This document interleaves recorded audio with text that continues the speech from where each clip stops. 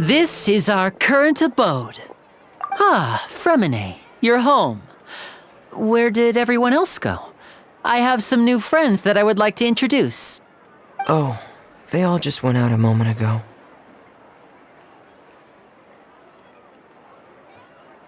I see. Everyone is getting busier now that Father will be returning soon. I suppose that can't be helped. Allow me to introduce you to my little brother, Fremine. He is a phenomenal diver. Hello. Nice to meet you! Paimon is Paimon, and this is the Traveler! Oh, you sound very proud to have a diver as a brother, Lyney.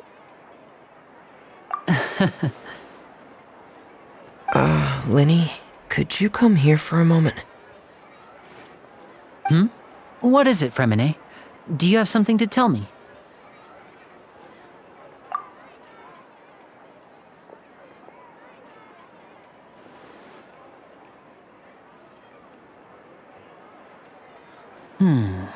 Okay, I see. Is everything all right? Oh, it's nothing. We were just discussing a little housework. Sorry for the interruption. Oh, before I forget, the Traveler and I collected more materials to make magic pockets. Were you able to get any, Fremine? Yes, I went diving and gathered lots of materials. I was about to give them to you. That's our Fremine, always quick with the underwater work. All right, I'll take these to the workshop.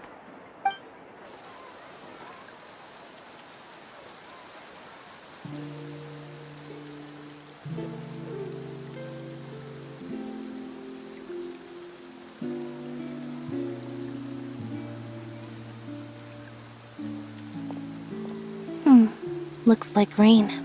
Oh, you're right. But wasn't it clear and sunny just a moment ago? Fontaine's weather sure is weird. I'm afraid that's just how it is here. It often rains on days where there are trials being held in the Opera House, but don't worry, it'll clear up soon enough. What's wrong, Fremine? There's a legend about the rain that I tend to believe. It's said that a dragon of water once resided in Fontaine. Though we don't know where the dragon went, every time it weeps, the skies will cloud up and pour out rain. When I was a child, my mother told me that if I wanted to go outside and play, I should yell toward the sky at the top of my lungs. Hydro Dragon! Hydro Dragon! Don't cry! If it's an elemental dragon, then having the power to make it rain wouldn't be very unusual. Let Paimon try something. Hydro Dragon, don't cry!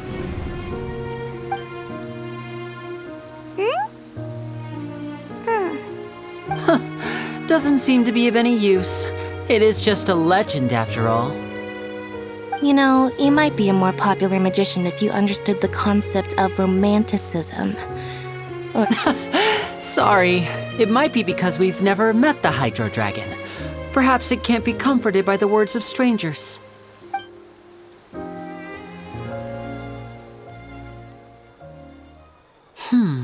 It rained for longer than I suspected. Oh, it's already getting late.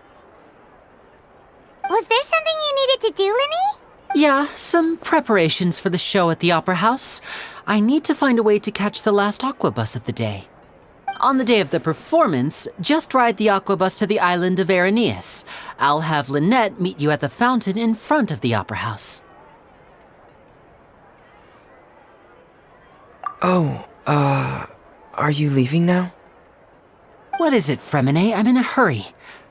Oh, I get it. You feel nervous delivering the materials for the magic pockets, is that it? Perhaps we could trouble the Traveler to help us take these materials to the Beaumont workshop and deliver them to the owner there? I'm afraid that Fremine can be quite introverted, and the boss there tends to be pretty talkative. Fremine has always been a little afraid of her. No trouble at all. Don't worry, we're on the case. Sorry for the inconvenience. I'm quite useless when it comes to such tasks. I'll think of a way to make it up to you. Oh, no need. This will be a walk in the park for us.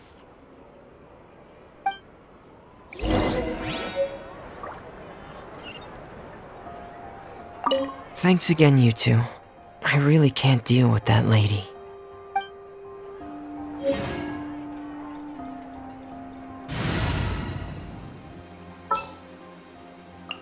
I've been waiting for you for ages.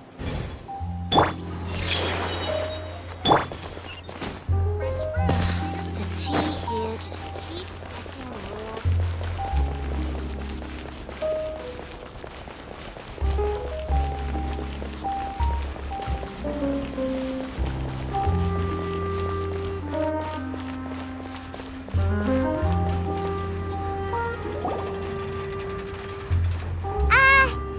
Hello?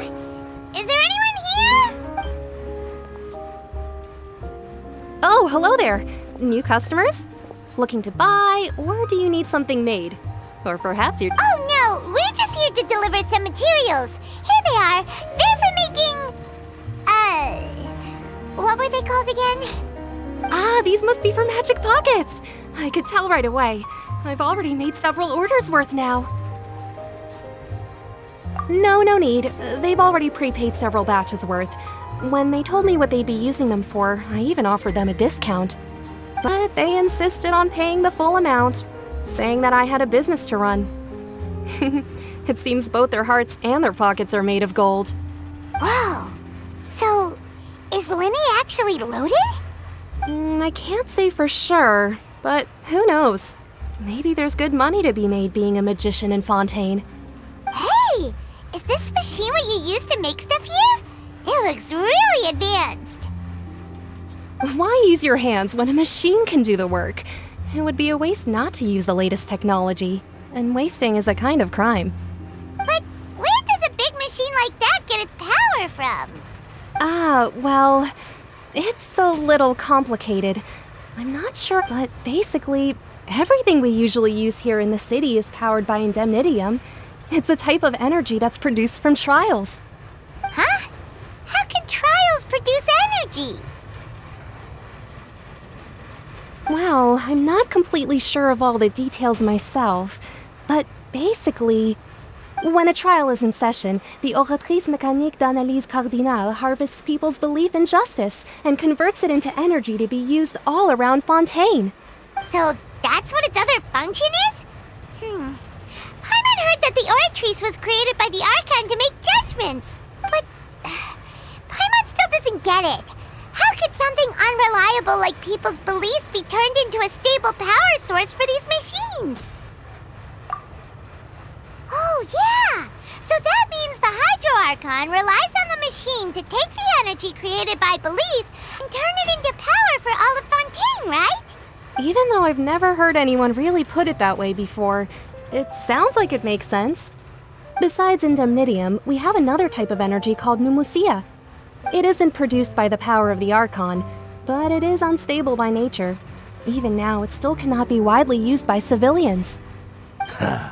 I thought I'd find you hard at work, but here you are chatting the day away. Since you're already talking, I'm sure you wouldn't mind a few words. You again? Didn't I already promise you that I'd have the more I owe to Confrérie of Cabriere by next month? Why? Yeah, but how do we know that you won't go running off by the end of this month? I want 50% today. Wait, no, 70%. Huh? You... Seems business isn't so great for the workshop. We've already finished our job and delivered the materials. Maybe now's a good time to leave? Hey, hold on! Before you go around trying to collect payments, why don't you settle your own debts first? If Confrérie of Cabriere wants to poach clients from Northland Bank, that's fine. But I'm afraid you still owe the bank a hefty sum of mora. So why don't we work things out between us first, before you get back to your little conversation here? You're from Northland Bank. But we said we'll pay everything we owe next month. Why are you hounding me now? Traveler, Paimon! I didn't think I'd run into you here in Fontaine. What are the chances? We're surprised to see you too. What are you doing here in Fontaine? You didn't want to stay in Snezhnaya? Long story short, I've already been in Fontaine for some time now, and honestly, things have been pretty boring. But it seems that fate brought our paths together today.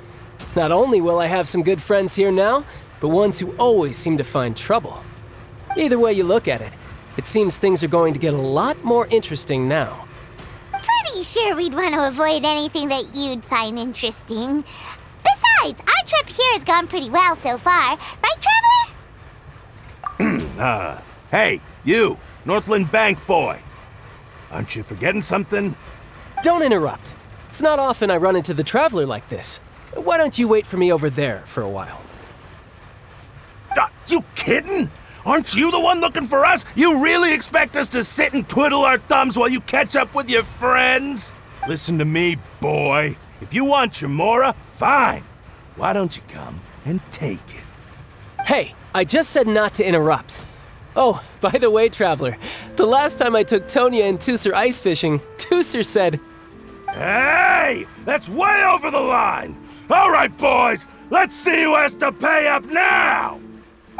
Can you at least let me finish one sentence? Fine. Though the bank told me not to get rough with our clients. You're the ones who started it. This is an act of self-defense. You two will have to be my witnesses, okay?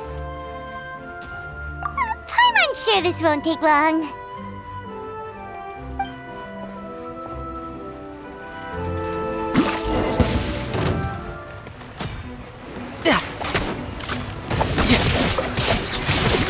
No time to lose.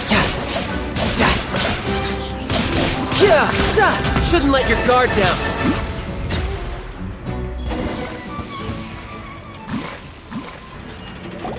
Oh, what's your deal, Brad? How are you so strong if you're just a staffer from Snezhnaya's Northland Bank? Wait, don't tell me you're... Oh, now you notice. It's a little late, don't you think? Just make sure you understand that you don't mess with Northland Bank. Got it?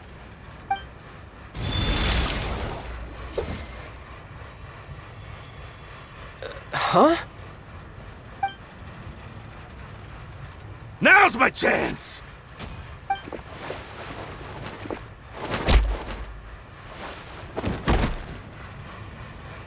Huh. That was weird.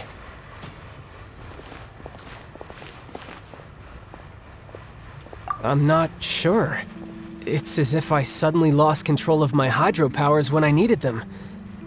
Maybe there's something wrong with my vision? Strange. How could that happen? First time Paimon's ever heard of someone losing control of their vision.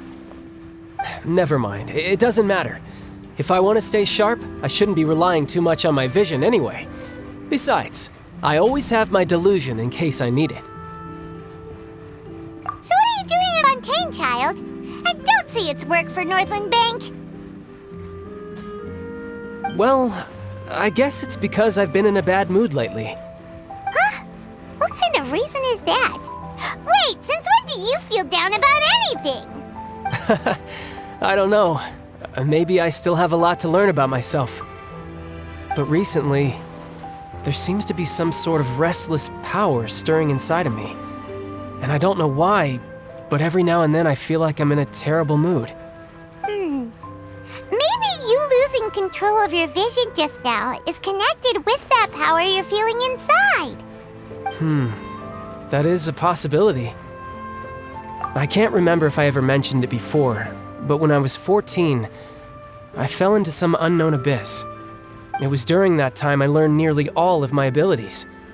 The one who took me under her wing and taught me was named Skirk.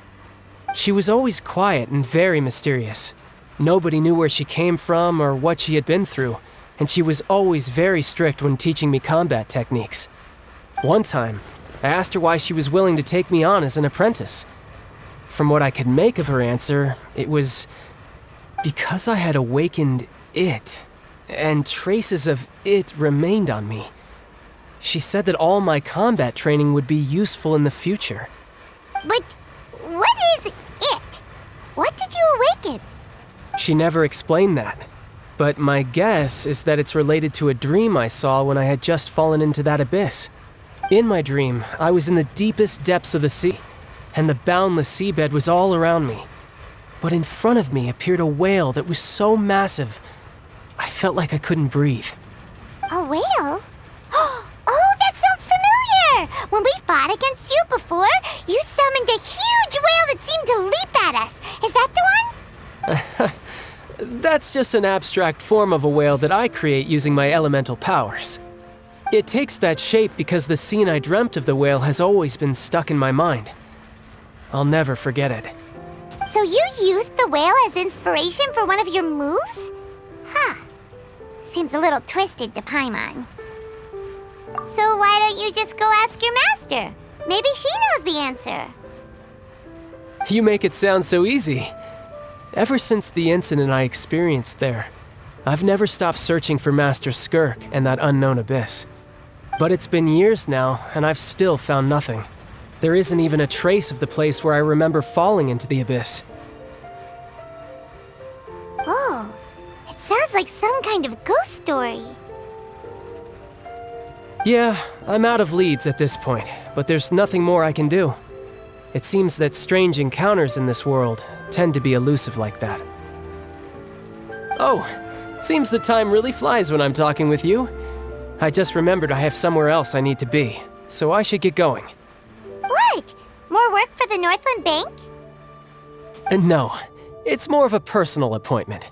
Lately, I've been sparring with some of Fontaine's official champion duelists whenever I'm feeling bored. Official champion duelists? You mean it's their job to duel? Yep, in Fontaine, before a criminal goes to court, they're given one chance to defend their honor by requesting a duel with an official champion duelist.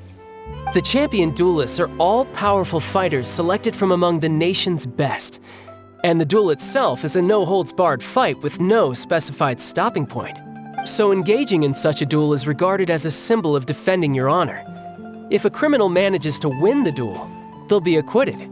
But if they lose, they'll have no choice but to stand trial. And the worst-case scenario is that you're simply killed in the duel. Though it's rumored that Fontaine has a death penalty, from what I can tell, no one has ever been officially sentenced to death. So really, the only people who opt to duel are those who have suffered a grave injustice in being accused, or those who greatly value their honor. Otherwise, why gamble with your life? So, do many people actually get out of their trials by winning the duel? Apparently, it's exceedingly rare for anyone to actually win. Fontaine probably enacted this system as a way to show that the nation respects the honor of its citizens. Besides, none of the champion duelists are to be trifled with, which is exactly why I was itching to face them as soon as I got to Fontaine. Apparently the one I'm meeting today, Clorinde, is the strongest of the champion duelists. I had been asking her for some time before she finally agreed to face me today. Well, that's child for ya. Paimon feels like we heard that name somewhere before. Clorinde. Oh, before I forget, I want you to have this. Huh? Your vision? You're seriously just giving it away? I'm just worried that it could become uncontrollable again. I'd be pretty upset if it got in the way of my duel, so I think I'll be better off without it for now. Besides, I just need you to hold on to it for a short while. I'll come retrieve it when I have some time later. Paimon knows what you're up to. You just want an excuse to come talk to us again, don't you? Whatever gave you that idea? I'll be in touch later.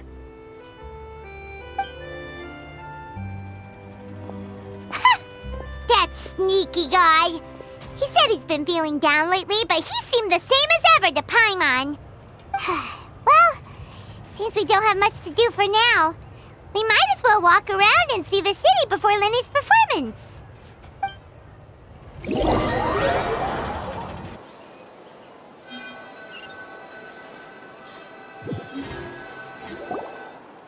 Wow!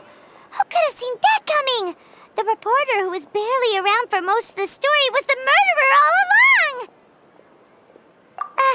Sorry. Paimon was just surprised, that's all. Paimon never saw that twist coming. The murder mystery novels here are amazing. The whodunits here in Fontaine are a lot different than the light novels you see from Yai Publishing House. Both have their merits, but Paimon thinks this style of novels are more, well, novel. It's so exciting to reach the moment when the mystery is uncovered, especially in the one Paimon was just reading. You should buy a copy and read it too. Oh, sorry about that. Paimon will be more careful next time. Hey, shouldn't we be heading to the Opera House to see Lyney's performance soon? It's almost time for the show to start, so we should get going. Lyney said that the Opera House is on Aranias, so let's go ride the Aquabus!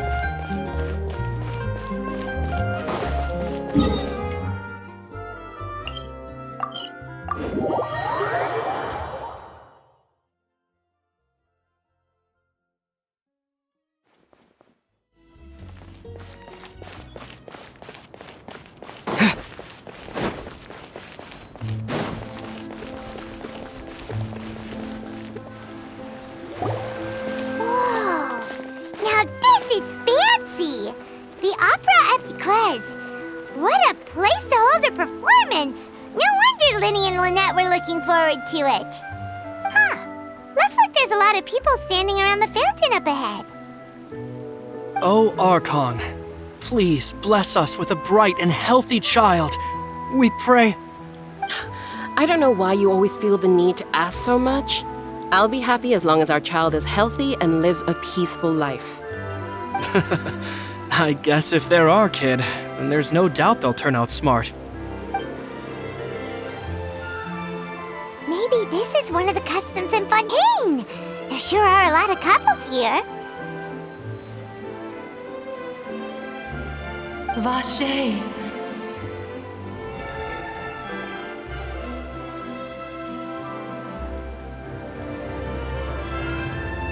What's wrong? Vache. Vache.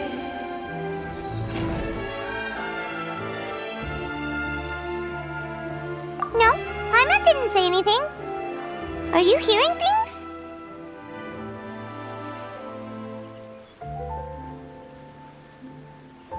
Welcome to the Fountain of Lucine. All the water flowing through Fontaine converges here. It's customary for newlyweds to come here and wish for children. Ah! Lynette! You scared Paimon! When did you get here? Lyney asked me to wait here for you, remember? Right. What do you mean? There are a lot of people here right now.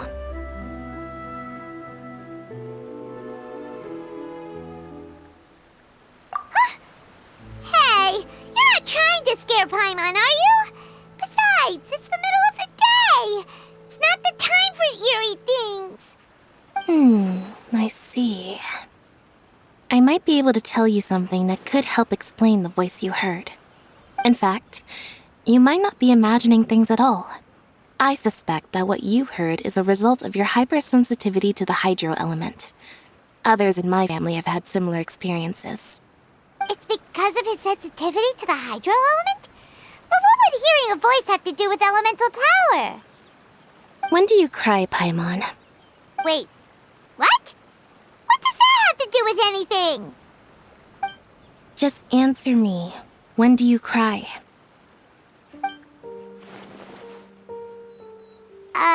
When Paimon's really sad? Oh, and when Paimon's super happy. Oh, and also when Paimon's really, really scared. Then you should understand that tears contain your most intense emotions.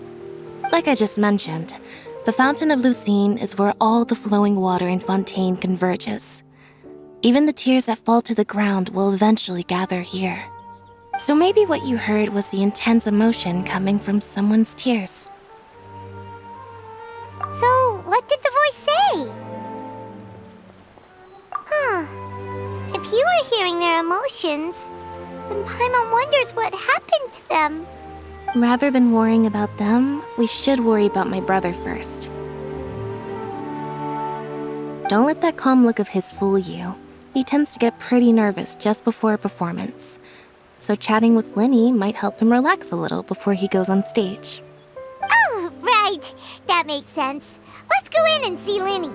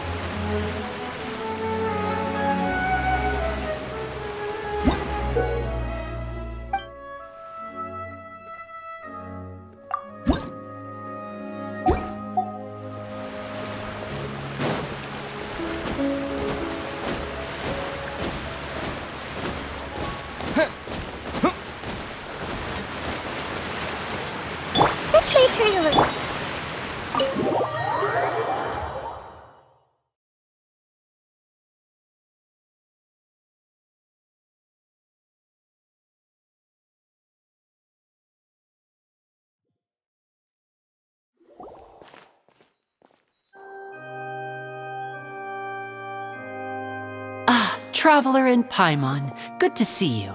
Are you kidding? We wouldn't miss it for the world. We've been looking forward to it. I can tell, judging by how early you've arrived.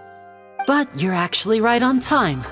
The audience still hasn't started entering the venue yet, which means now is the perfect chance for us to take you to the best seats in the house. Wait just a moment, I'll fetch the tickets.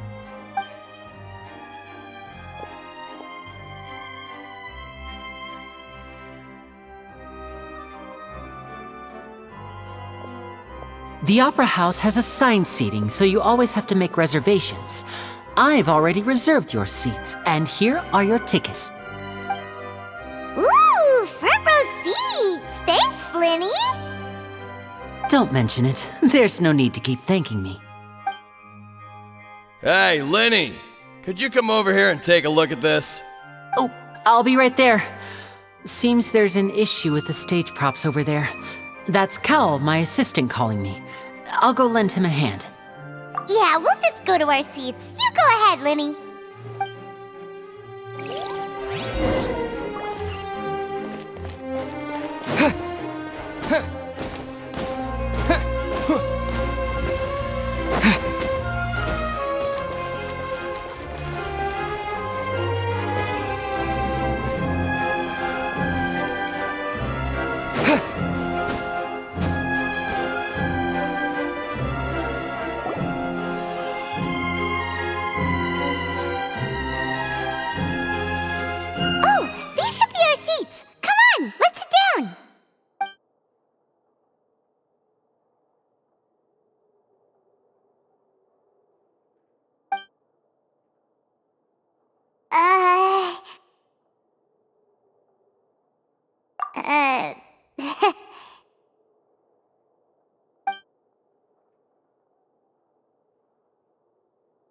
Hey, Traveler.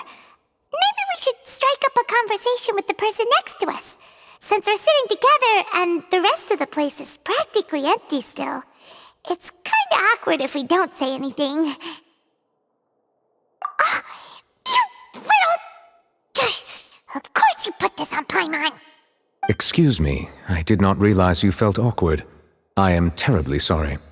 I would be perfectly happy to chat with you if that is what you would like. So you heard all of that, did ya? Boy, you sure have good ears. Paimon thought she was keeping her voice down. Wait, that's not it. Sorry. Paimon's the one who was being rude, talking under her breath like that. So, let's talk, but, what should we talk about? Oh, Paimon's got it. You're also here early and sitting in the front. Are you a friend of Lyney's too? A friend, you say? Well, if Mr. Lyney would like to be my friend, I would be more than happy to reciprocate. Oh, so you're not friends with Lyney then? Oh, this is getting more awkward by the second. Paimon nearly forgot to make her introduction. Nice to meet you. Paimon is Paimon, and this is the Traveler. We just arrived in Fontaine. It is an honor to meet you two. I have heard of your deeds across Tevat. And as required by proper etiquette, I will also introduce myself. I am... Oh, Monsieur Nervillet. What an honor it is to have you here to see my show. Ah, Mr. Lyney. I should say it is in fact an honor for me to see your performance in person. Wait, Nervillet? Could he be... I saw you all chatting just now, but it seems you still don't know who Monsieur Nervillet is. Allow me to introduce you to Fontaine's Chief Justice. That seat is always reserved for him. It wouldn't be too much to say that he's the symbol of justice and honesty here in Fontaine. Ooh, sorry for being so rude just now. Paimon had no idea you were such an important person. No offense taken. Being Chief Justice is merely what I do for work. Nearly every person has their usual reserved seat, so I'm not so special, really. And by the way, I should probably let you know, even though I would prefer not to. There's someone sitting up there in the VIP seats that has been striking a pose for quite a while now. I believe she is trying to give you a most elegant and impressive first impression. So I think you should take notice of her sooner rather than later, otherwise she may become flustered.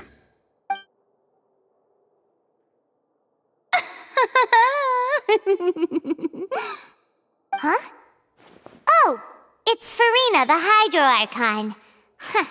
She sure has a smug and satisfied look on her face. Guess she has no idea that you saw right through her act.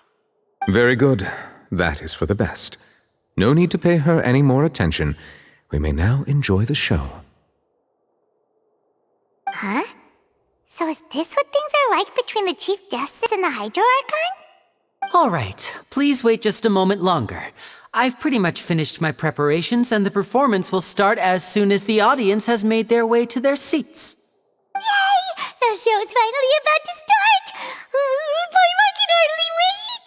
Paimon's never seen a real live magic show before!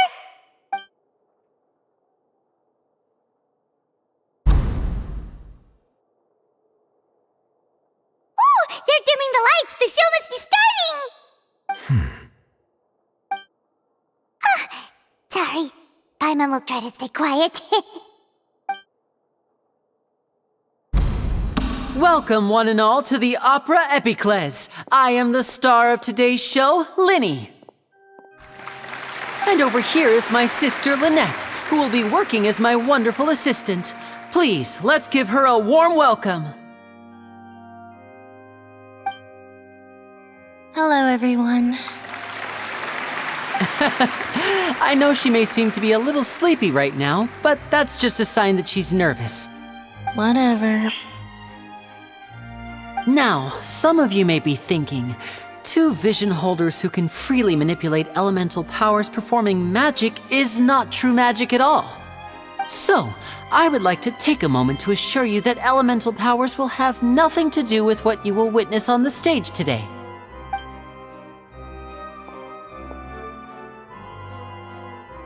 Both Lynette and myself have removed our visions for the show. That way, even the gods won't be able to help us. Oh, good point. That's what makes the show real magic. Now, without further ado, let the show begin. Lynette will now exit the stage to make some preparations. I know you might miss her, but don't worry. She'll be coming right back on stage momentarily. Perhaps in an unexpected way. I'm sure she'll be stealing the spotlight soon enough. Oh, and before I forget, there's one more thing I should say. You never know what can happen in the blink of an eye.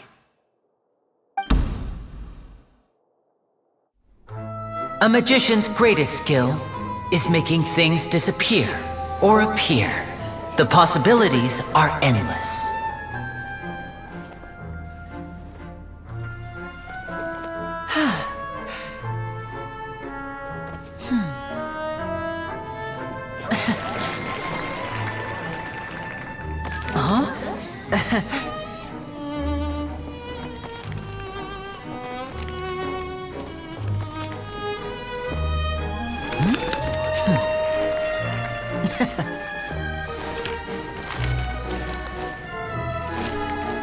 But this isn't what you came for. These little tricks, you've seen them all before. So it's time for something truly extraordinary, don't you think? This one's a little tricky.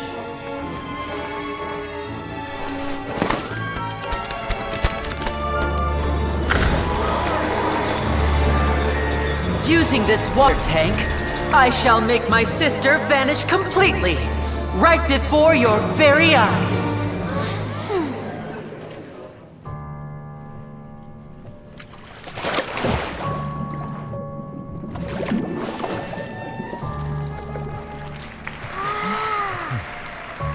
It's actually quite simple. She'll just turn into air bubbles and float right out of the top.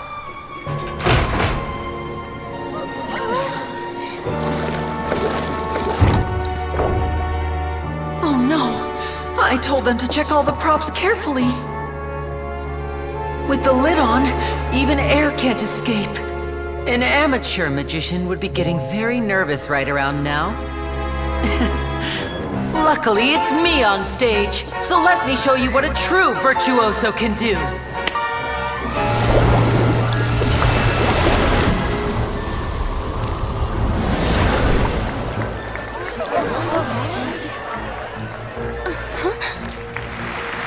Lynette, are you still there?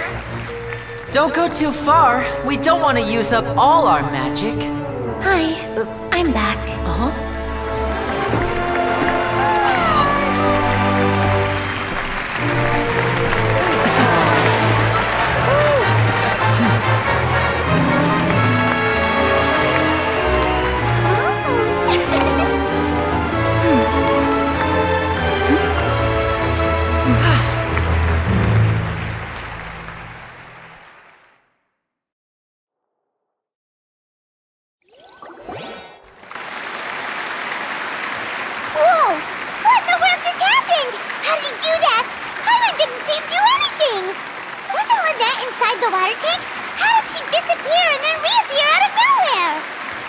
If we could see easily through his tricks, then that would mean that his skills are still lacking. To appreciate magic, you should focus on the show happening on stage, rather than getting caught up in trying to see that which has been intentionally hidden. Guess you're right. Paimon couldn't believe her eyes when Lynette reappeared. Amazing! Thank you everyone. I'm glad you enjoyed that performance. But our magical journey has only just begun. I've prepared even more astonishing surprises for everyone here. The magic of transformation and disappearance can go far beyond what you've just seen. I'm sure many of you are thinking that escaping the water tank was impressive enough, but Lynette is still my assistant after all. In which case, I have ample time to make all necessary preparations. So, for my next trick, I will require the participation of one lucky audience member. Please, if my assistants could bring out the magical boxes now. There are 2 boxes and only 2 boxes. One is here and one is there in the aisle among the audience. I'm sure many of our clever audience members have already guessed our next magic trick. A swap! Our lucky audience member and I will each enter a magic box. After 1 minute, we will each emerge from the opposite box. Now please, everyone pay very close attention to the box you see here. Don't give me any chance to make a move. Wow! How's he gonna do this? Hey, do you think this is all magic tricks, or does Lyney have actual superpowers? The lucky audience member will be generated by this random number selector. It selects numbers entirely at random. Even I don't know who will be chosen to participate. Now then, let's begin. Let me see. Oh, row 7, seat 3. Congratulations! You now have the chance to experience magic firsthand for an entire minute. Please, come forward. My assistant will take you beside the magic box. I'm sorry, it might be a little cramped inside, but no need to feel nervous. We've carefully arranged everything for you to be as comfortable as possible. You don't need to do anything, but no matter what strange things may happen, don't come out of the box. If the magic is interrupted, who knows where you might end up? You might even find yourself in the Fortress of Meropide. Oh, okay. All right. Before I enter the magic box, there is one more thing I need to ask the audience to do. Could you all give me a countdown? Like this. 60, 59, 58. Just keep counting down. You can go a little faster or slower if you like. I won't be able to see anything in the pitch black box, so I'll be relying on your voices to know when time is up. Oh, and no tricks now. If you quickly count from 60 in just 30 seconds, then I'll be in a tough spot. Ooh! Paimon kinda wants to count faster after hearing him say that! No, that won't do. I can see it in your eyes. You still can't be trusted. Let's practice together. Come on, repeat after me. 60, 59, 58. 60! 59! 58! That's right, perfect. Keep it going. All right, I'll see you all on the other side once you've finished counting.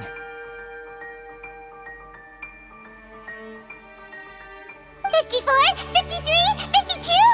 Huh? Why aren't you counting, Nervalet? I am counting in my head. I think things are exciting enough in here as it is. Merely a consequence of my identity and personality. Do not worry about me. Just enjoy the show. Oh, all right. You look so serious that Paimon thought you might be feeling uncomfortable or something. 40, 39, 38! Mr. Lyney, are you all right in there? Is everything ready?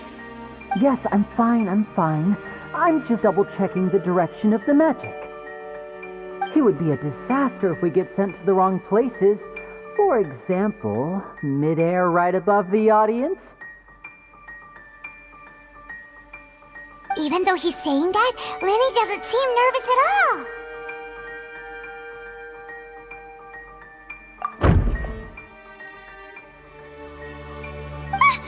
What was that noise? Did you hear it too? Not sure.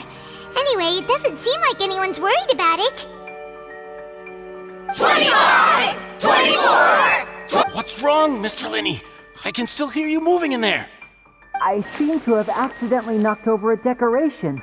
I'm trying to fix it, but it's pitch black in here. I can't tell left from right. Never mind the decorations. There's no time for that. The show is what's important. No, that's unacceptable. I want my show to be perfect. Don't worry, we still have 20 seconds. Hear them counting? 19! 18! 17! It seems things aren't quite going as planned. I apologize, everyone. It feels like you're all starting to count faster, but that's all right. I know it can be tiring to do such a long countdown. 10 seconds and change is still plenty of time. 10! Almost there now. 8! Whew. Swapping two people is harder work than you might think. Even a master magician like me can't guarantee I'll get it right the first time. Hey, wait, is this the back one? I can't tell, they both look the same inside. Huh? No, that's not it. I'll try again. 7! Hey, slow down! Honestly! 5! 4! 3! Whoops! That doesn't count! 0!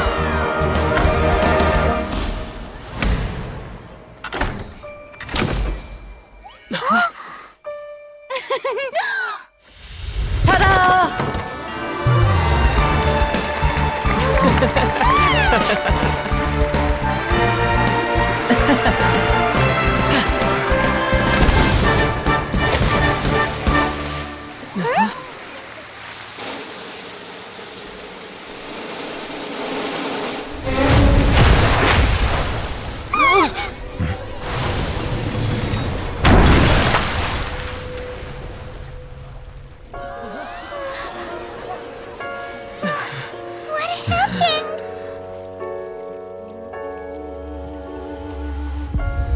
Is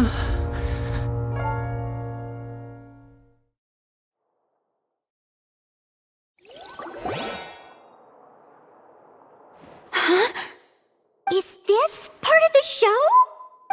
Mr. Lyney, you're going to use magic to fix the stage now, right? What happened? Oh no, maybe this isn't part of the show. The girl was still in that box, right? This performance is over. Medical staff me. Guards secure the scene and detain all the performers. Seal the exits. No one is allowed in or out at this time. Yes, that's right.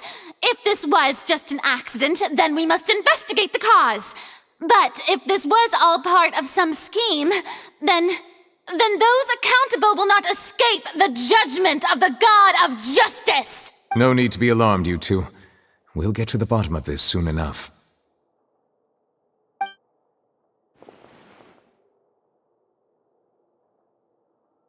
Unfortunately, the person who is in the magic box has been pronounced dead. His name was Cowell, one of the assistants in Lyney's magic troupe. Apparently, the fireworks on stage ignited the ropes that were suspending the water tank, which then caused the tank to fall onto the stage. As of now, we are still not sure why we found Cowell in the box, rather than the guest from the audience. And after an initial search of the area, the guards have confirmed that the girl is nowhere to be found. It appears that this incident was not merely some mishap with the performance, and there are many indications that it is connected with the case of the serial disappearances of young women. The serial disappearances case? That's the case that Charlotte mentioned before! I know the truth. I can see through the whole thing. Really, using such a shallow and obvious mystery as his finale. Did he really underestimate us that badly? I say that our powerful magician, Mr. Lyney, is now the prime suspect for the serial disappearances case. Huh? Why me? This whole thing was an accident. No, this all occurred during your magic show, did it not? The missing girl disappeared after being chosen, did she not? The deceased is one of your assistants, is he not? Now that I think about it, that whole speech about magicians making things disappear was nothing more than a provocation, a bald-faced challenge. That can't be right! How can Lyney do this? He was in the box on the stage the entire time! We can even hear his voice! Besides, before the show, he told us that he would like to catch the criminal behind the disappearances! He couldn't possibly mean catching himself! Save discussion for a later time, please. Lady Farina, may I assume that your comments just now constitute an accusation against Mr. Lyney and his associates, and that you are pressing charges? Huh? I just think that he... Well, I think it might be a little early to talk about formally pressing charges. But what Lady Farina said just now makes perfect sense. Looks like she's gonna personally deliver justice. A kidnapping and murder carried out under the cover of a magic show. Lady Farina said it all. I mean, of course, my dear people. But what excites me even more than the obvious truth before our eyes is the opponent I'll be facing. That's right. I mean you, traveler. You'll support Lyney, won't you? After all, he was the one who helped you the first time we met. Then there's no problem at all. You know, the Traveler and I already had a duel the first time we met. But with Lyney's help, our little duel ended in a draw. But draws really are the most boring possible outcome. So, no more draws. Between the two of us, there must be a clear winner and loser. And what better place to hold such a riveting showdown and decide the true victor than here, on the grandest of stages, the Opera Epiclese. can't draw. She obviously lost last time. I understand. Charges have now been pressed, and as such, a trial is in order. Well, traveler, seems Lady Farina has set you in her sights. But putting her dramatic rhetoric aside for a moment, I would like to ask you, are you willing to act as Mr. Linney's attorney and defend him in this case? Very well. The trial will be held a day from now in the Opera House. Both sides may investigate the scene to build their cases and search for the truth. Linney and his troupe are all potential suspects and shall remain within the Opera House. The audience may begin to leave in an orderly fashion once they have been cleared by the guards. A day isn't that long. Let's see what kind of case this big-shot outlander can build in such a short amount of time. I'm really quite looking forward to hearing it.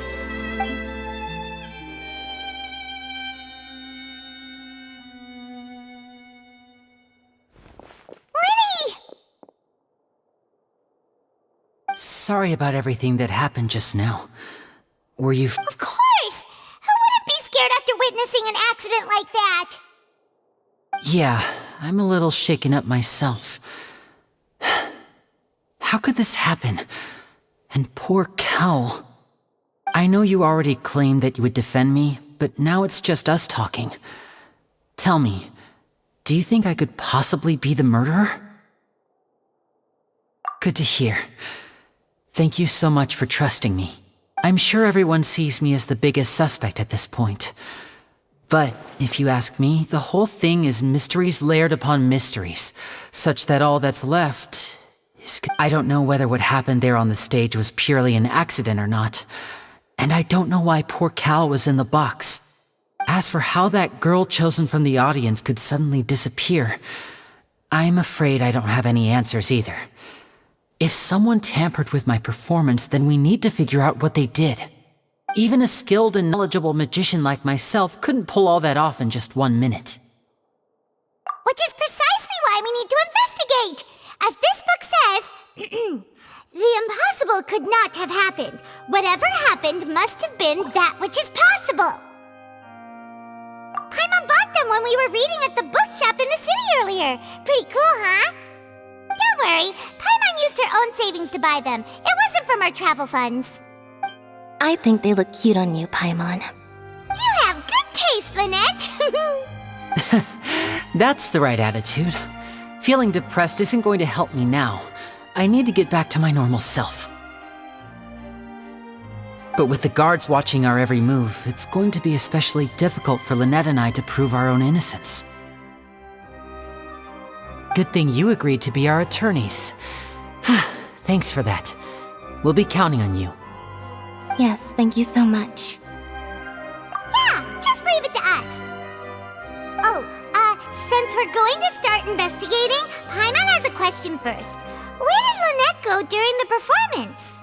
Ah, well, I'm afraid that would involve some of our essential trade secrets as magicians. The secrets behind our magic are past saving, Lyney. I suppose you're right. The truth behind our tricks is going to be important evidence that will be weighted during the trial. 'Tis truly a pity. As a magician, our magic show is a work of art. We've poured countless hours and spared no effort in perfecting it. But if revealing our secrets will help you uncover the truth behind what happened, then it will be well worth it. We should go somewhere else if we're going to discuss our magic tricks.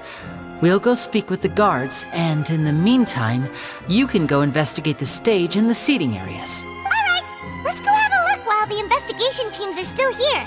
Detective Paimon is on the case!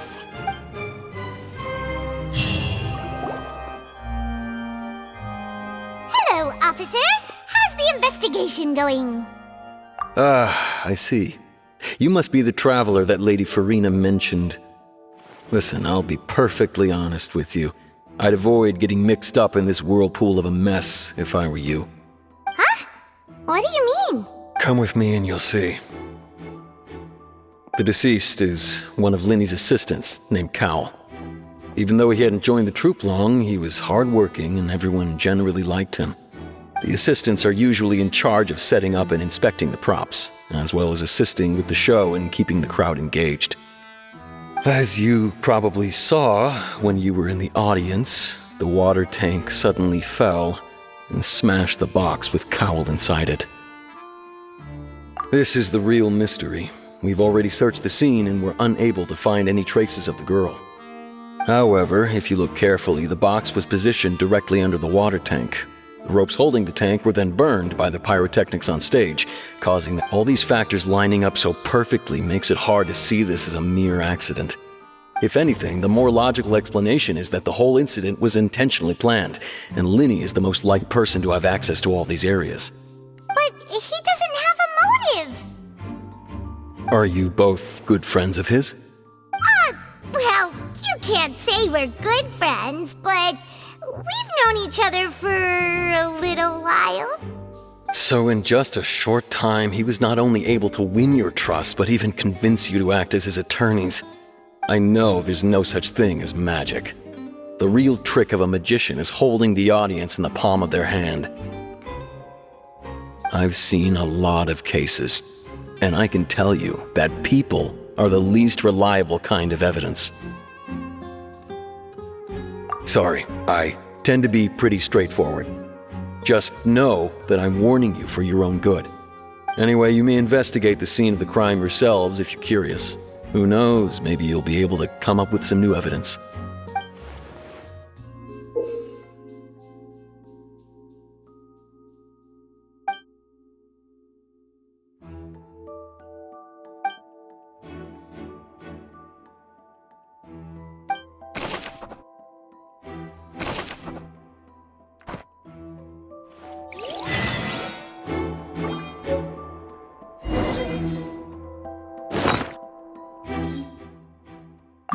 Whoever the murderer was, they must have made preparations well beforehand. Why would it be him? How strange.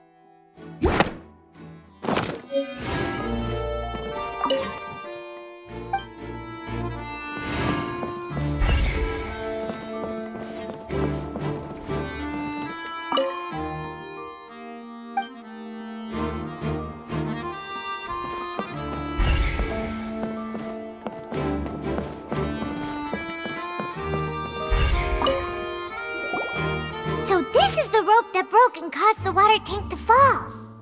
The rope looks pretty durable. How can it be burned through so quickly by fireworks? Why are you suddenly so serious, Traveler?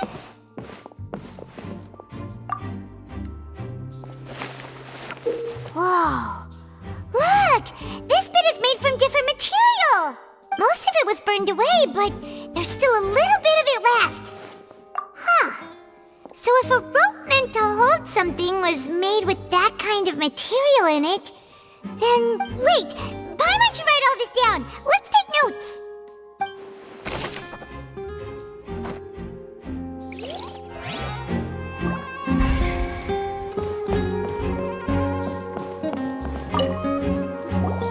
Hello there. What are you investigating? Oh, this location has also been cordoned off because the Magic Troupe members are currently considered prime suspects. The investigation team is still collecting evidence. The seats were all booked in advance, so we were able to deduce the missing woman's identity by checking the guest list. Sure, it's not like this is confidential information. We will publish it later anyway when we petition the public to help us find the missing person. Her name is Halsey. She's a painter from Fontaine who's made a bit of a name for herself. Apparently, she wasn't a regular at the Opera House, but she'd been feeling some pressure with her work lately, which made her decide to come see the magic show. The Magic Troupe members all claim not to know her. We have looked into her social connections. It seems that she has no personal grievances or conflicts of interest with the suspects. Simply put, she wasn't related to the Magic Troupe at all, which matches the features of the previous serial disappearances. Were the victims of previous cases also chosen at random? That's how it seems to us, in any case. Apart from the fact that they were all young women of around the same age range, there really weren't any other connections between them. Okay then. No need to be so formal. If you do happen to see the missing girl, please be sure to contact us. It is of utmost importance that we get to the bottom of these disappearances.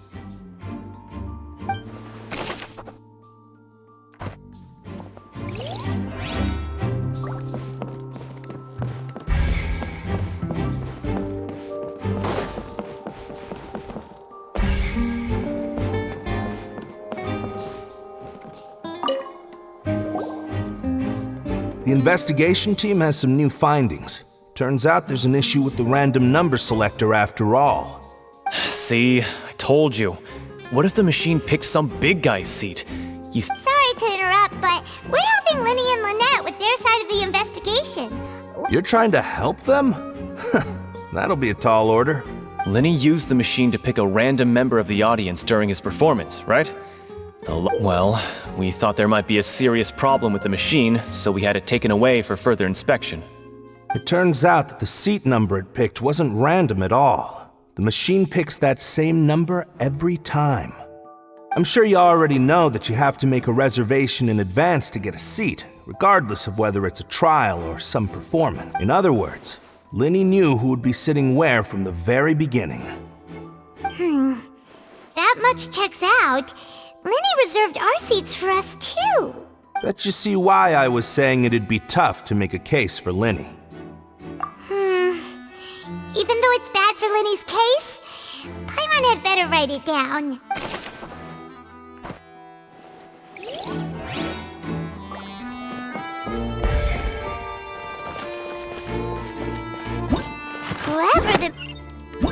Whoever the murderer was, they must have made proper. This rope was obviously tampered with. People needed to register and reserve a seat for the show. That, combined with this number selector, could allow you to pick a young lady instead of some old fogey. Why would it be here? Gosh, no wonder the serial disappearances never got solved.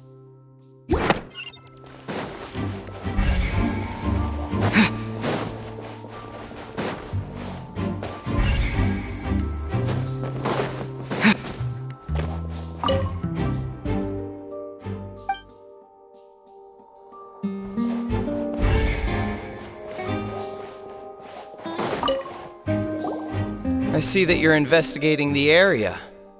Well, it just so happens that I'm interested too. If you find any new and interesting leads, be sure to share them with me, all right? We don't have too many thoughts yet. Then why don't I tell you my hypothesis first? The way I see it. And I'll start it with that loud thud. The thud? Oh, you mean the sound that happened during the countdown? Yes, exactly. It wasn't terribly loud, but I suspect that most people heard it. It's just that everyone was awaiting the results of Lyney's trick with bated breath, so no one paid it much mind. But now that the incident has happened, that makes sense. So, what do you make of it?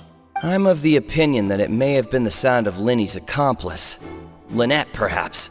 Jumping atop the water tank or something like that. And when the pyrotechnics went off, she cut the rope, sending the water tank crashing down. But wasn't the noise we heard too loud for that? Perhaps the balance wasn't right, leading to a particularly rough landing. Oh, that's true. I suppose I must reconsider. That does remind Paimon, though. What would...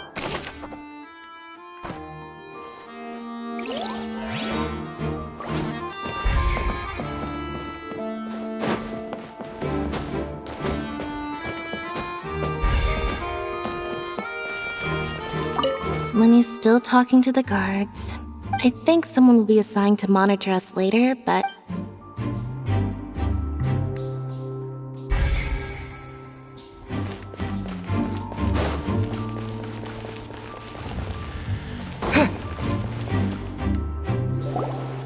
Hey, you!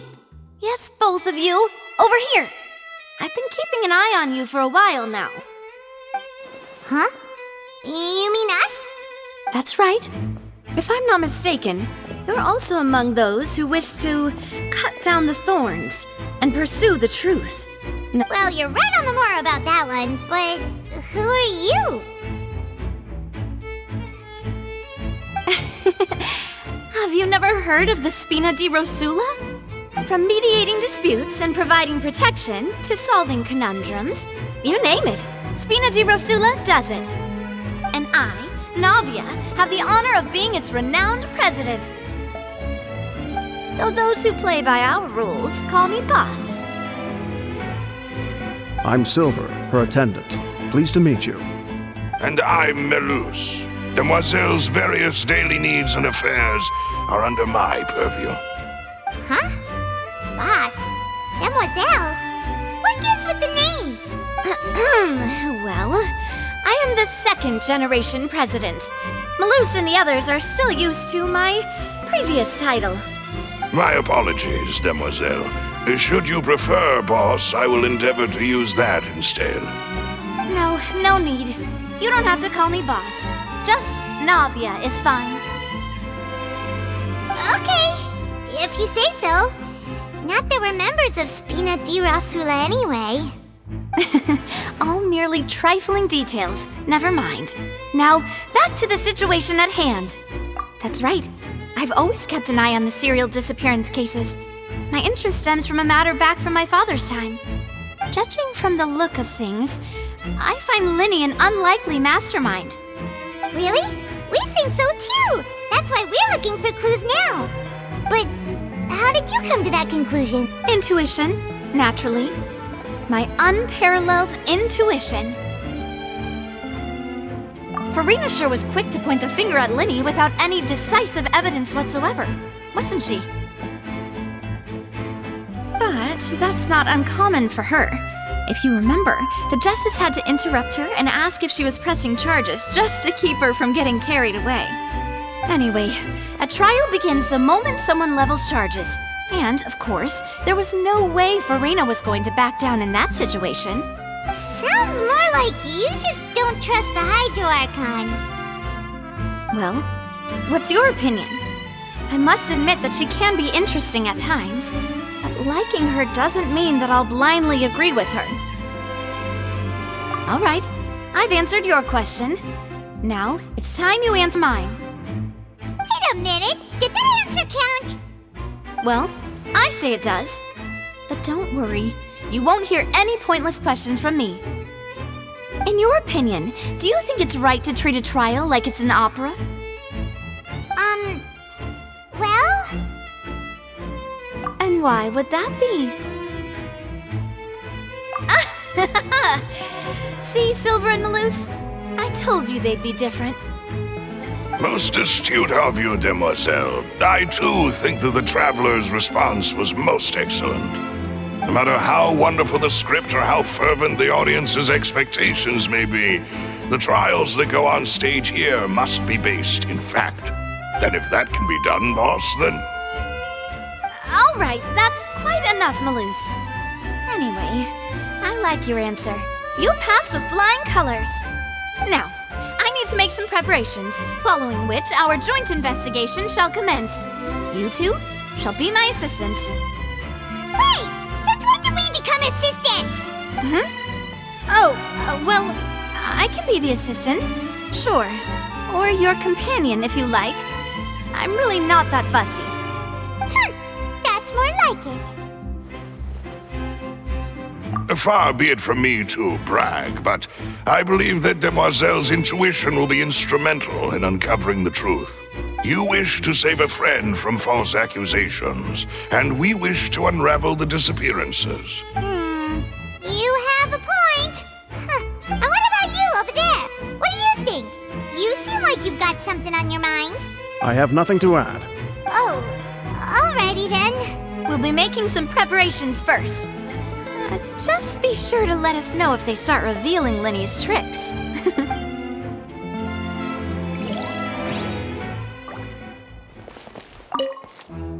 Speaking of that, I think magic shows would be very popular. I can see that. Maybe I should try to learn some magic. If I could make things disappear, cleaning my room would be a cinch. You need not worry about such things, demoiselle. That falls under my duty. Oh, right. Why would it be? We all heard that noise, didn't we? Whoever the murder...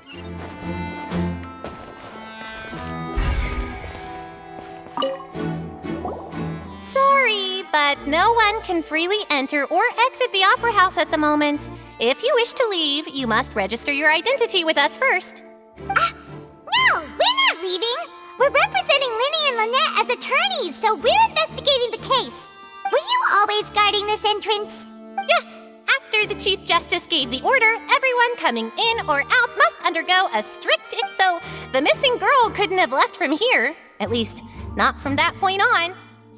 I doubt there was much opportunity then, either. How can you be so sure, Well, because I was in charge of security near the entrance at that time. I couldn't see Lyney's performance from here, which was quite a shame. Just my luck. But still, I did not abandon my post, and I stayed put no matter how loud the applause was. If someone had so much as even approached the door, we Melusines are good at that sort of thing, you know. So, it's safe to say the girl couldn't have left through here. Alright, thank you for your help. This will be useful info.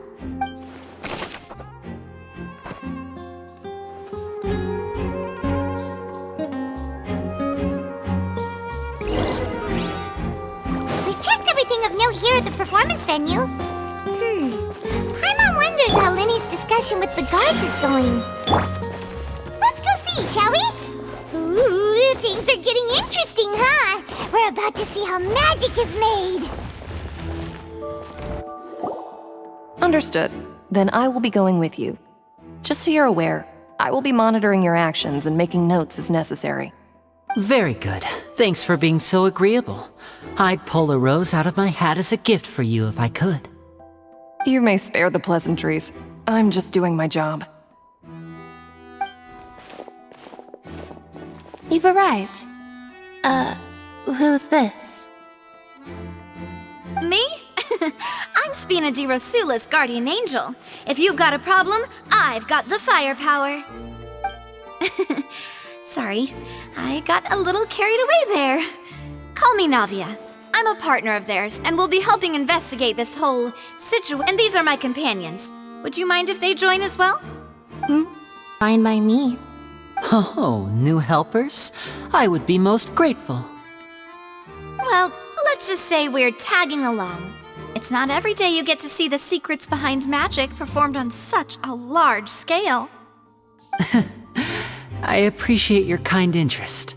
Come with me. We'll be heading below stage. Huh? Below stage? Yes, a world of secrets is hidden beneath this magic box, prepared specifically for this switcheroo trick. But before I reveal everything, you should have a look first. Notice anything strange here?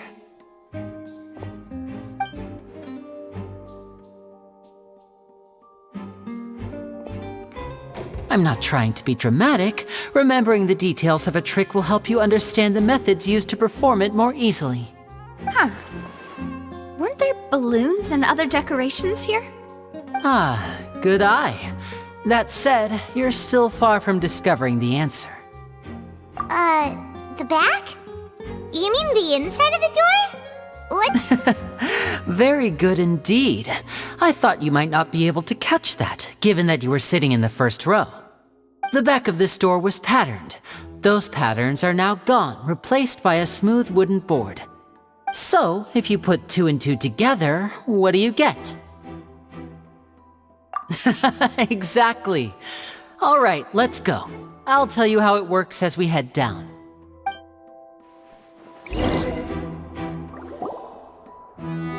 Oh, so there was a passageway under the magic box! I knew you'd figure out most of it as soon as you saw this place. The 2 magic boxes are positioned right above the 2 entrances of the tunnel. See this flatbed trolley? The box with the lucky audience member in it would be shuttled over to the other side using the trolley. This trolley can raise and lower and even rotate, ensuring that the box will face in the right direction. I see. So that's the purpose of the box inside another box. Precisely. The inner box would descend after the audience member was put inside and be moved along the trolley, all while the outer box would remain on stage as if nothing had ever changed. So that's how you did it! Once the box was lowered, the trolley would store some energy through this device here, with which it would complete the rest of the steps. The audience member would only be able to feel some slight movements in the dark, and by the time she walked out, she would already be back on stage. Right! You were talking that whole time, and you even came out for a moment near the end! Ah, yes. A phonograph operated by Lynette was used to achieve that effect. My assistant and I had already scripted our conversation beforehand. When the countdown began, I had already gone to the opposite box via a tunnel using that ladder. And what about Lynette? Where was she? I was in the mezzanine space in the back of the box. Oh, interesting! That's how we were able to coordinate Lyney's lines with the assistant. And, by the way, I was the one who walked out of the box at the end. I mean, we are twins. All it takes is a change of clothes and no one can tell who's who. And that's my favorite part of this trick. Only Lynette and I can perform it. So that's how it all worked! Wow! Every detail you revealed was more amazing than the last! Lynette would briefly walk out of the box and then go back in, jumping into the tunnel and escaping before the box on the trolley could finish ascending. And then I walk out of the other box in the audience area, and the trick would be complete. The operative word here being would. But as you saw, Cal was in the box, not our audience member. She, on the other hand, mysteriously vanished. We really don't know how that happened. If not for that interlude, this would have been an astonishing trick. I probably never would have figured out how you pulled it off. And yet, to think that someone was able to use this magic trick to commit a crime. Could we have a look around? I think we can come up with some more leads. This is the scene of the crime, so Lyney and Lynette are not permitted to stay here. I'll escort them back up. Yes, of course. No need to be so strict now. I won't disappear into thin air, you know. Thanks, everyone. We're counting on you.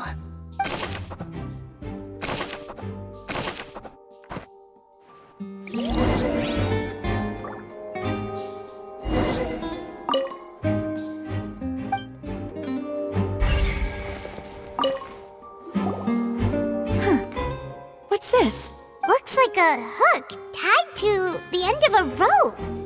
Huh? Perhaps it was a prop for a different trick. But why would it have been left here? Whatever it is, let's make a note of it.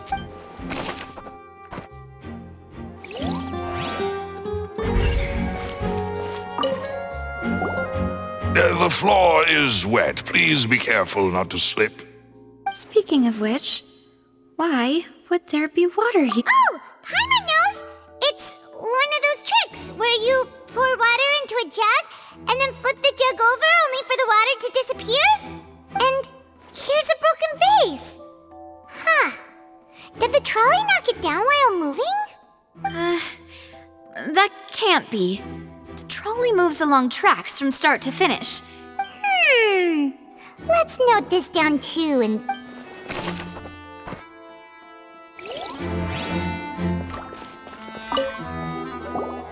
Oh, these are the clothes that the lady chosen from the audience was wearing, right? Her clothes are here, but she's nowhere to be found. Right. And do you really need to do that if you're kidnapping them? Ugh, this is so confusing. Paimon doesn't want to be a detective anymore.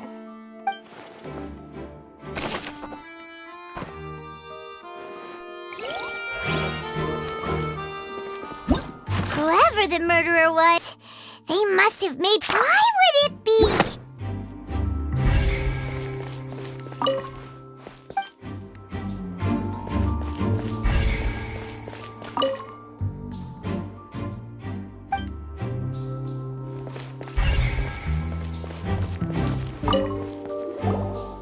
What is this place? It seems someone could fit through here. Huh. Could this have been the suspect's escape route? Alone, perhaps. But if they had to pull another person with them, the space would be too narrow. But there are no other ways in or out of here. Oh, you're right! Let Paimon write that down.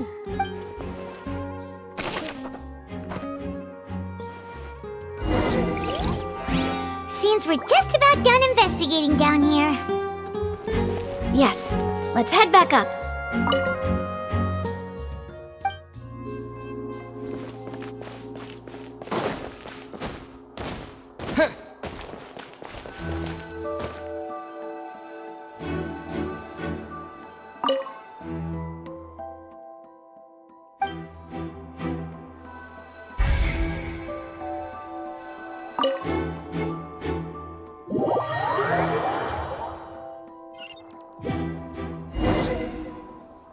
Well, we've ascertained the state of the crime scene.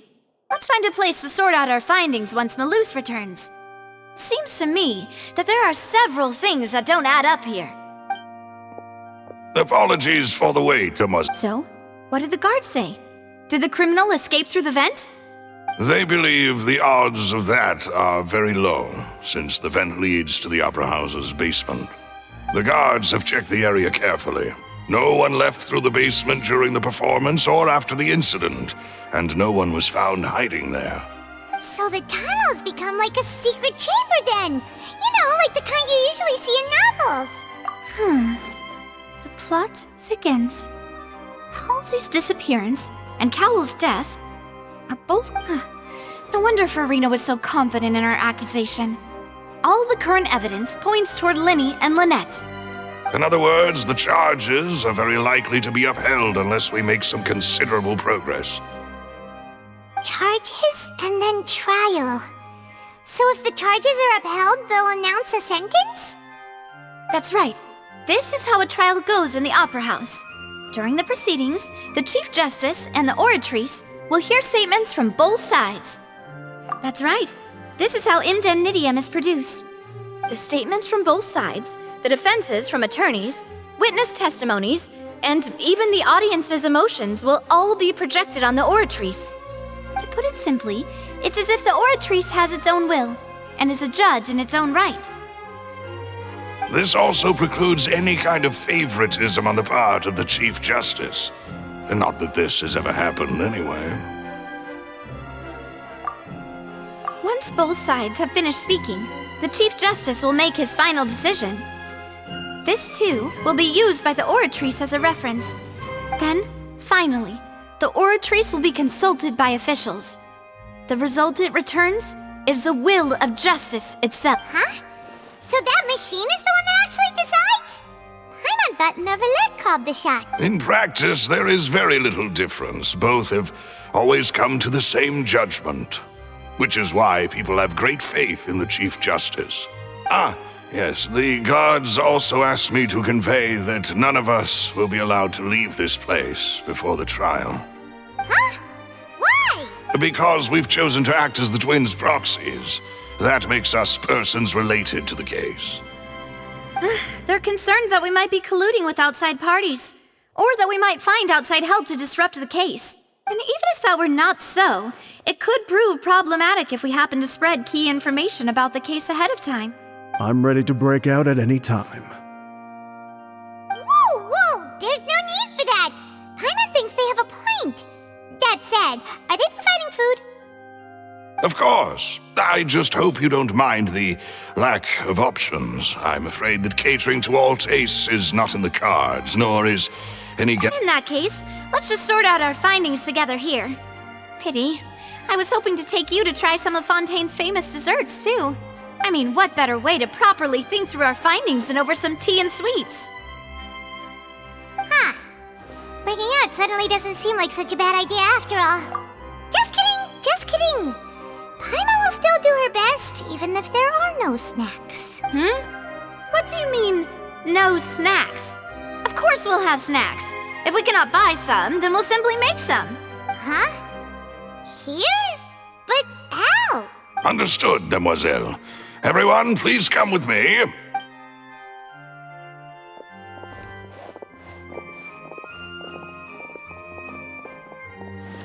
Wait, you're carrying a portable stove with you?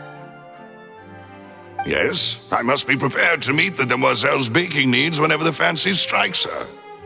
I have eggs, sugar, and almonds at the ready. Good work, you two. Then I'll get to it. Please sit tight for a moment. You'll get to taste my awesome snack soon enough. These three are quite the interesting group.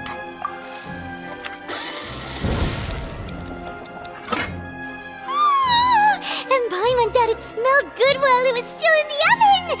Oh, it's even better now. Paimon can't stop drooling.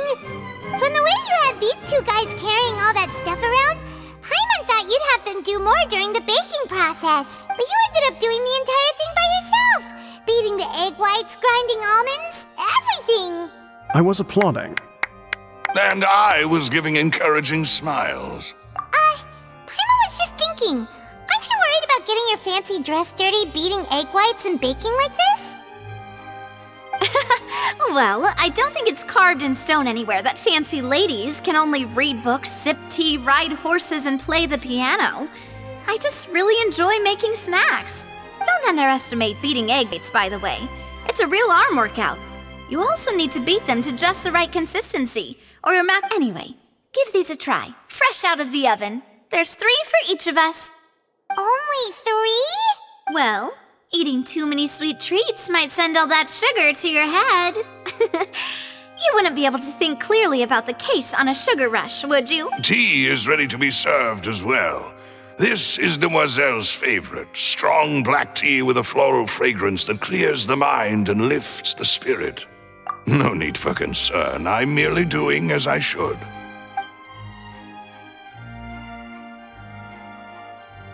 All right then, down to business. As Paimon mentioned previously, the tunnel seems to be something of a secret chamber. However, we can assume that Lyney and Lynette were not alone within it. Some criminal also occupied its sealed confines. The magician twins could have committed the crimes, of course, but they lack any logical motive. Exactly! Why would they do such a thing right when everyone was watching? The flower vase and the thud we heard during the performance could indicate some altercation between Halsey and the criminal in the tunnel, resulting in the shattering of the vase, the discarding of her clothes, and her abduction. Perhaps the criminal thought that since she was chosen from the crowd, she would be too easy to identify if she was still wearing the same clothes. Paimon thinks that makes sense, but the real trouble is... True. None of the clues we found thus far support the existence of this third person. But the only people left to consider are both technically victims, whether it's the missing girl, Halsey, or poor Cap. Could Halsey have secretly made modifications to the magic props in order to murder Cowell before making her escape? That's right. And even if she had tampered with the setup, she would need to understand the entire trick to pull it off. Nor does she have any motive. The guards said that she has never had any dealings with the magic troop's members. Were we not thorough enough in our search? From the sound of things, this is turning into an impossible case. Your macarons are amazing though, Navia. They smell great! They're nice and crisp and super sweet! They are my specialty after all. And I see you've already had 5 of them. What? 5? Oh, that can't be right. Paimon only counted 3, honest! Please don't worry about it. At my age, a few less sweets might actually be a good thing. No. Being greedy is one thing, but Paimon knows how to count. Besides, Paimon knows that if she ate too many, then others wouldn't have enough. Wait, even you don't believe Paimon? How could you? If Paimon ate those 2 extra macarons, then may they turn into stone in her stomach! All right, we get it. Well, I suppose one of us might have gotten too engrossed in our chat and eaten them by mistake. No big deal. Luce, set up the stove again if you would. Huh? What are you doing? Making sure everyone gets 3 macarons, of course. Exactly. We don't want to trouble you. As you wish, demoiselle. And I have the egg, sugar, and almonds. Well, this really is your hobby, huh?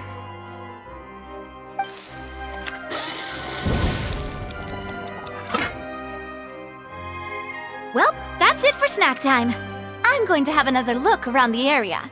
I don't know what we're looking for yet, but we've still got some time, as it would be awkward if you got all tongue-tied on stage during the trial. All right, thanks for your help and for the snacks. It was nothing. A small task for the Spina di Rosula. Silver, Maloose, it's time to go. I'll be back if I find anything new.